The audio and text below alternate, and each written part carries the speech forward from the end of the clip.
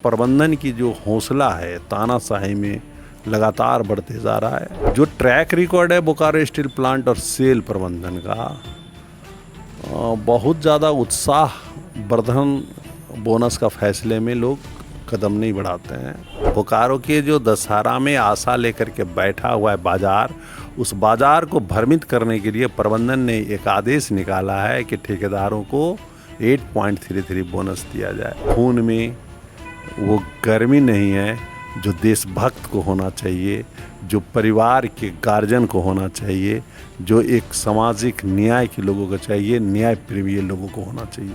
Union के मांगने से कोई संभव नहीं है। जिनके लिए मांग आप कर रहे हैं वो नहीं आएंगे तो बिल्कुल संभव नहीं है। जोहार, नमस्कार। अभी त्योहारों का सीज़न जो है शुरू हो चुका है।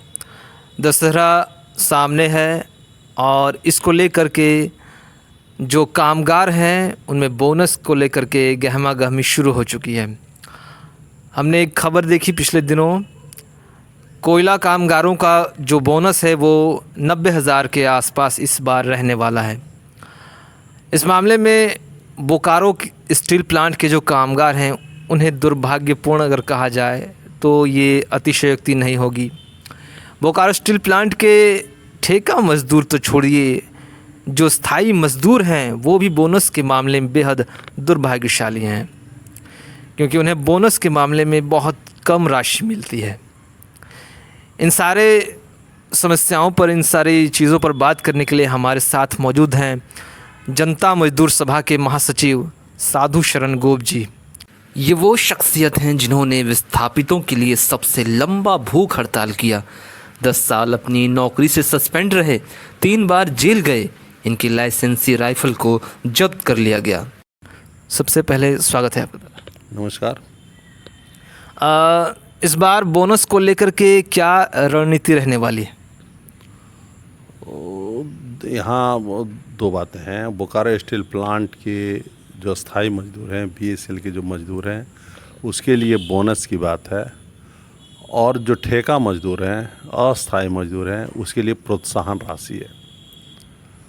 अमूमन जितने भी स्टील वर्कर्स हैं जो बोनस एक्ट है उसके दायरे में नहीं आती हैं, इसलिए बोकारो स्टील प्लांट और सेल मज़दूरों को बोनस देने के लिए कई बार एक स्कीम बनाता है। जैसे पहले था APALR scheme, annual profit link reward scheme, और उसके तहत था कि मज़दूरों को हमें कुछ राशि देनी है।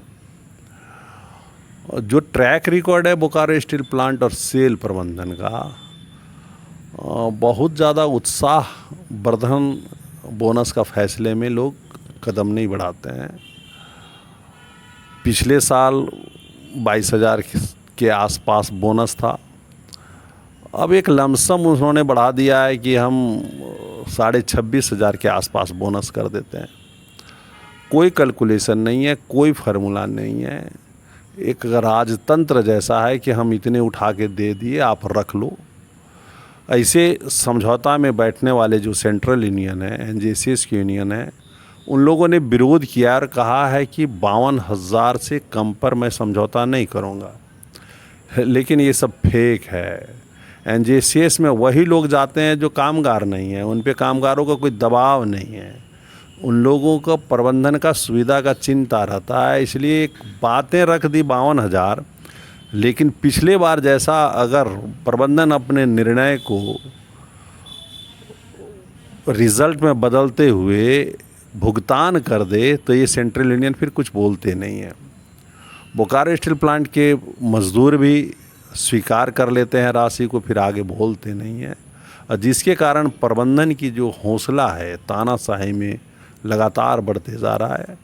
मज़दूर आगे आएंगे तो हम लोग निश्चित तौर पे, जैसे 2002 स्ट्राइक करके 2015 में स्ट्राइक करके प्रबंधन को झुकाया था, घुटना टेकना पड़ा था। यही बोनस का मामला था, 3 दिसंबर 2002, 3 दिसंबर 2015।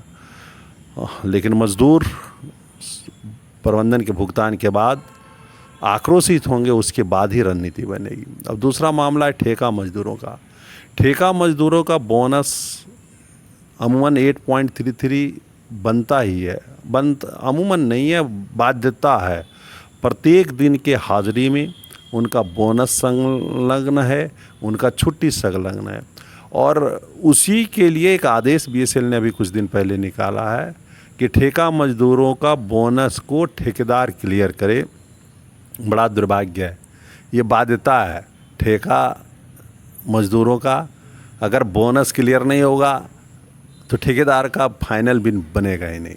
लेकिन बाज़ार को, बोकारो के जो दशहरा में आशा लेकर के बैठा हुआ है बाज़ार, उस बाज़ार को भ्रमित करने के लिए प्रबंधन ने एक आदेश निकाला है कि ठेकेदारों को 8.33 बोनस दिया जाए। ये बड़ा दुर्भाग्यपूर्ण है और ये बहुत ही घृणित प्रबंधन का कदम है। ऐसे कदम से बचना चाहिए।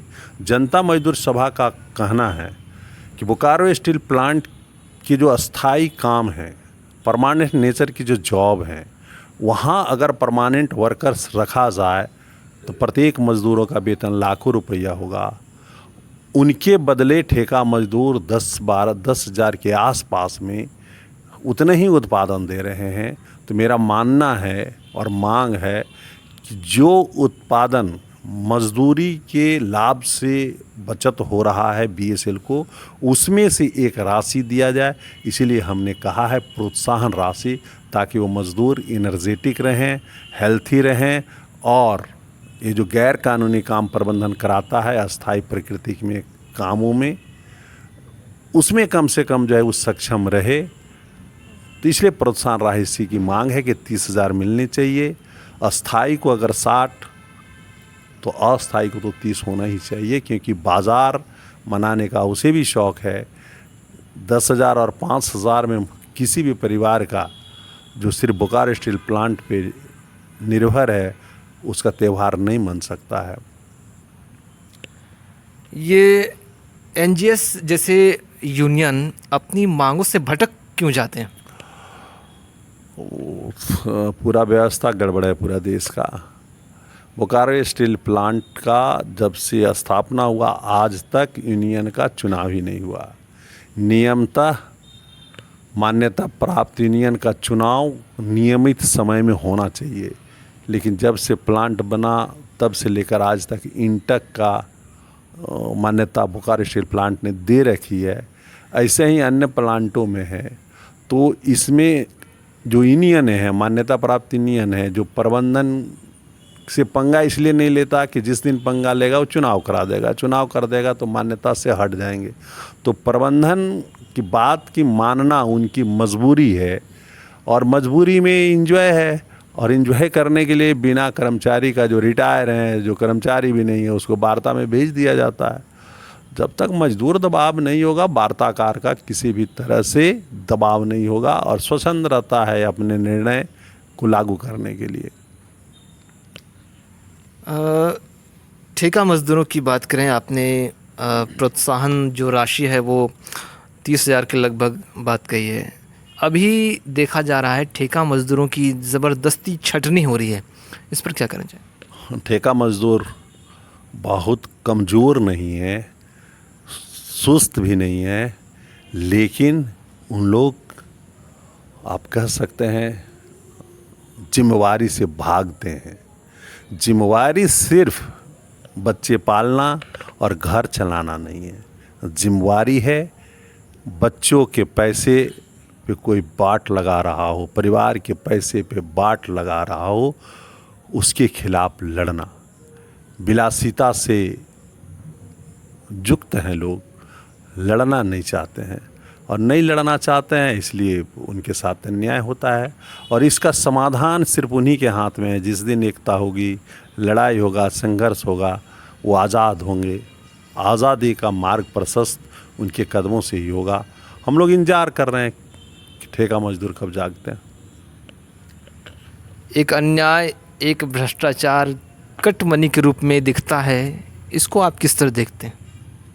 ठेका मजदूर विलासिता से झुकते हैं, वो लड़ना नहीं चाहते, वो सिर्फ चाहते हैं कि हमें लाभ हो, कितना मेरा काट ले उसे कोई फ़र्क नहीं पड़ता है। जो लोग पिता के 5-10 रुपया नहीं देने पे बड़े कदम उठा लेते हैं। भाई के थोड़ी सी 1 इंच 2 इंच ज़मीन नहीं देने से बड़े कदम उठा लेते हैं। वो लोग प्रत्येक महीना 4-5 हज़ार के कटौती के बाद मुंह ऐसे बंद कर लेते हैं, लगता मानो उनके साथ कुछ हुआ ही नहीं है। और ऐसे का कोई रास्ता नहीं है, रास्ता भी है तो उनके पास है। जब उनमें ईमानदारी आएगा, जो उन्हें जिम्मेदारी आएगा, आवाज़ उठाएंगे तो हम लोग जैसे लोग साथ खड़े होंगे। यानी आपका कहना है कि यदि वो ठेका मज़दूर अगर संगठित होंगे तो आप उनकी आवाज़ बनेंगे, या आप जैसे संगठन? हमारे जैसे बहुत से संगठन हैं, हम लोग का मोर्चा भी चलता है, नन एन जैसे इस मोर्चा, जेएमएम की यूनियन है जेजेएमएस, मेरी यूनियन है जेएमएस, एक्टू है, सारे लोग हम लोग लगातार लड़ रहे हैं। लेकिन जिनकी मांग है मजदूर आंदोलन में उन्हें आनी पड़ती है, वो नहीं आएंगे। चिकित्सा जैसा है, जो बीमार हैं चिकित्सालय उन्हें जाना पड़ेगा, जिन्हें पढ़ना है स्कूल उन्हें ही जाना पड़ेगा, जिन्हें हक चाहिए लड़ना उन्हें ही पड़ेगा। और वो वर्ग लड़ना नहीं चाहता है, और नहीं लड़ने के पीछे सिर्फ एक ही चीज़ है कि उनके खून में वो गर्मी नहीं है जो देशभक्त को होना चाहिए, जो परिवार के गार्जियन को होना चाहिए, जो एक सामाजिक न्याय के लोगों को चाहिए, न्याय प्रिय लोगों को होना चाहिए। अंत में आपकी जो मांग है, अस्थाई कर्मचारियों को 60,000 बोनस और ठेका मज़दूरों को 30,000 प्रोत्साहन राशि, क्या लगता है आपको ये संभव हो पाएगा? यूनियन के मांगने से कोई संभव नहीं है। जिनके लिए मांग आप कर रहे हैं वो नहीं आएंगे तो बिल्कुल संभव नहीं है। लेकिन ट्रेड यूनियन का काम है मज़दूरों को पथ प्रदर्शन करना, उनके हक को बता देना, क्या संभव है वो बताना, औचित्य क्या चीज़ है, उसका लॉजिक क्या है बताना। और ट्रेड यूनियन वही करती है, और जनता मजदूर सभा ने भी वही काम किया है। बहुत बहुत धन्यवाद भाई आपका। ये थे हमारे साधु शरण गोप जी, हम इनका धन्यवाद करते हैं। अपने बहुमूल्य समय से हमने जो है थोड़ा सा वक्त दिया। धन्यवाद। बहुत बहुत धन्यवाद।